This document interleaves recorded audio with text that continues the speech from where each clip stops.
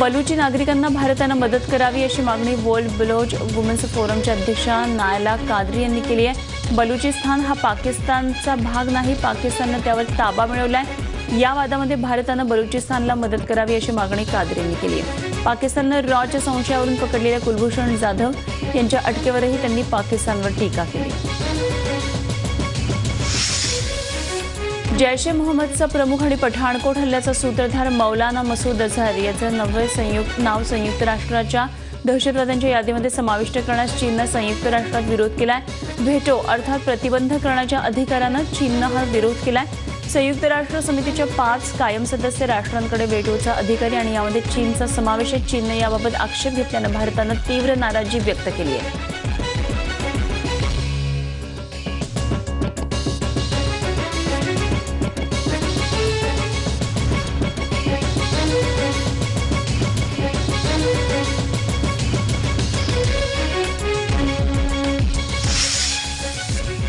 भारत आणि Saudi Arabia दरम्यान 5 सामंजस्य करारांवर स्वाक्षऱ्या करण्यात आल्यात। कामगार सहयोग, गुंतवणूक विकास, हस्तउद्योग क्षेत्रासंबंधी करार करण्यात आलेले आहेत आणि सोबतच मनी लॉन्ड्रिंग आणि दहशतवादासाठी वापरल्या जाणाऱ्या पैशावर अंकुश ठेवण्यासाठी दोन्ही देशांमध्ये करार झाले। तर पंतप्रधान नरेंद्र मोदींनी सौदी अरेबियातल्या 30 कंपन्यांच्या मुख्य कार्यकारी अधिकारी तसंच भारतीय उद्योगपतींशी संवाद साधला।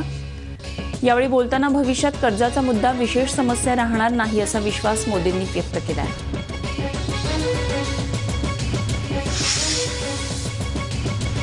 ज्या देशात महिलांना साध्या गाड्या चालवण्याचा परवाना मिळत नाही अशा सौदी अरेबियामध्ये संपूर्णपणे महिलांनी चालवलेल्या एका कॉल सेंटरला पंतप्रधान नरेंद्र मोदींनी भेट दिली।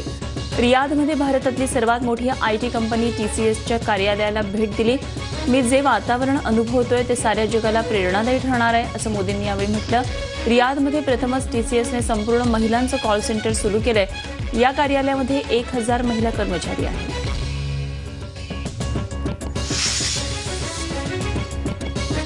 झारखंडमध्ये नक्षलवाद्यांनी भूसुरुंग स्फोट घडवत पुन्हा एकदा CRPFच्या जवानांना लक्ष्य केलंय। दंतेवाडा जिल्ह्यातल्या चितपूर गावात हा हल्ला करण्यात आला। CRPFचे जवान पेट्रोलिंग करत असताना हल्ला करण्यात आला। या हल्ल्यामध्ये CRPFचे 5 जवान जखमी झाले। हल्ल्यानंतर जवानांसोबत पेट्रोलिंगवर असलेल्या पोलीस आणि नक्षलवाद्यांमध्ये चकमक झाली। या हल्ल्यातल्या जखमी जवानांना उपचारासाठी रांचीला नेण्यात आले।